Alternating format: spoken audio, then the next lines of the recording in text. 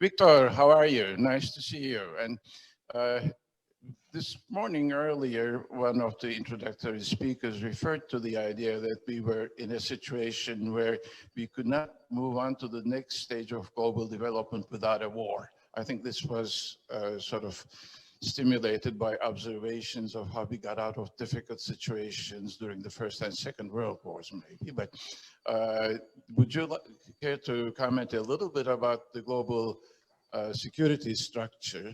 Let me also just add that we have about 10 minutes. I am informed that strictly at 12:25 our time, the president of Turkey will steal the stage from us, so we have to conclude by that time. So thanks a lot. Dr. Turan, thank you so much indeed. It's really my pleasure to be speaking at this very insightful, very prominent summit. So thank you so much. Well, much was said about this new wave of global instability and disorders, and many reasons and factors were given as a helpful analysis on a quite regular and routine basis. And definitely, they give us a good chance, a fairly good chance to provide with the right diagnosis, if you will, on what has happening with the global instability and what that instability means and how it has to be cured or addressed this time.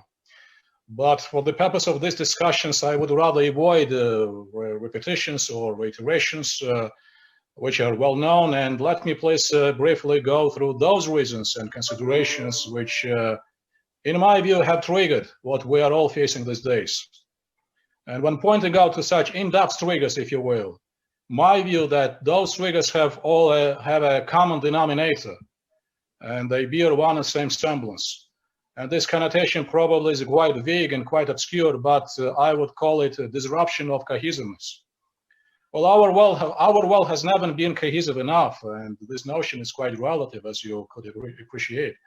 The Cold War provided for its own cohesiveness when laying down a unique structure of international relationships. The structure was predominantly premised on a near hard-faced conflict of two global powers, but with enough diligence not to cross certain red lines, and having a structured, fairly well-oversight system of proxy wars. The global lot was simple and straightforward enough, although some reasonable intricacies and intrigues were admitted. With the end of the Cold War and dismantling the old structure, however, a whole range of extremely challenging, as we say these days, new normals and brain teasers in regional and international relations and securities have started to emerge.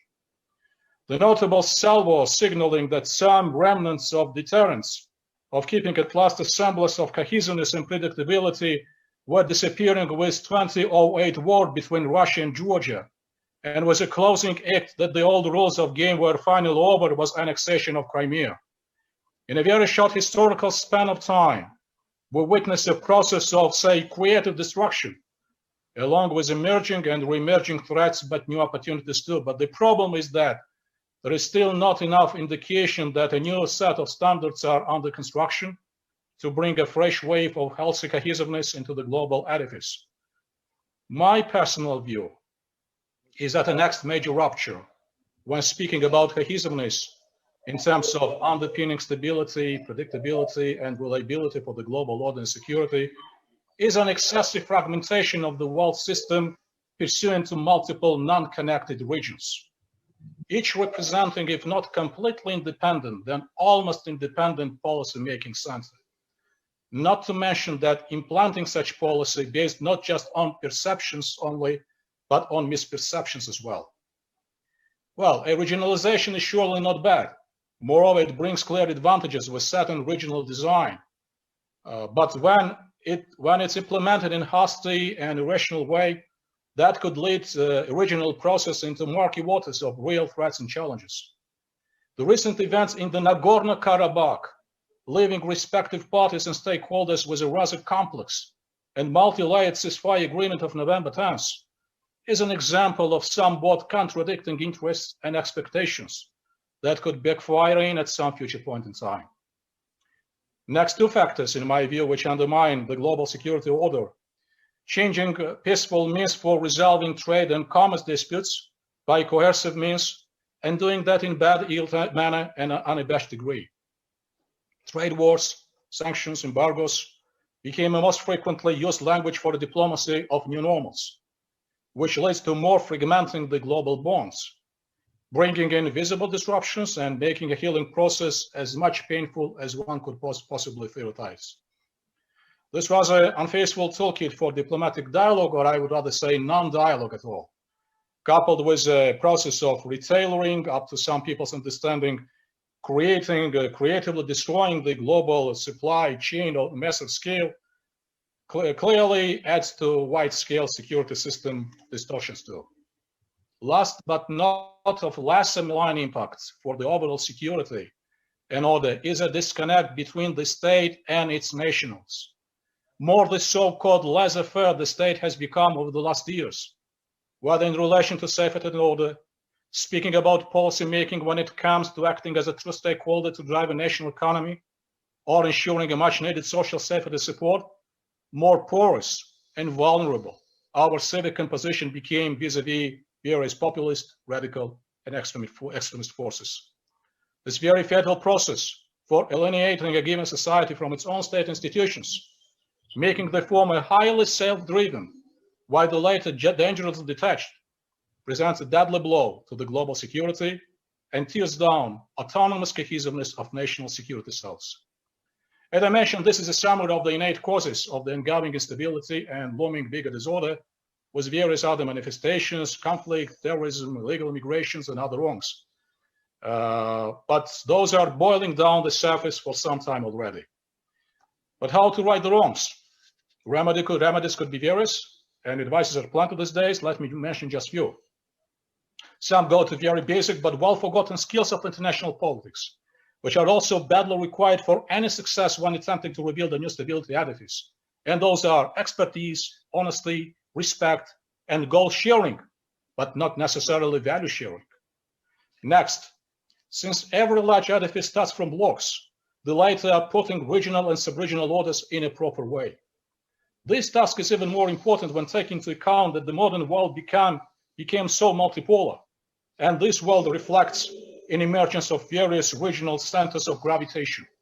One among those is clearly the Black Sea region. These days, there are many discussions and initiatives to put the region in a proper perspective. From my standpoint, let me please raise a proposal for any further discussions, and that proposal is about signing a framework document under the name of the Black Sea Declaration. The declaration will emphasize how essential is the Black Sea region for the world peace and stability through helping to reach peace and stability in the region itself, among other possible issues. Victor, if I could sort of politely jump in for just 1 second, Ilter Turan, if I could ask permission to take the floor for a second. Ladies and gentlemen, I'd like to take the opportunity now to introduce the next guest of honor here to deliver the summit's honorary opening remarks, His Excellency, the President of Turkey, Mr. Recep Tayyip Erdogan. Thank you, Victor. Sorry for this interruption.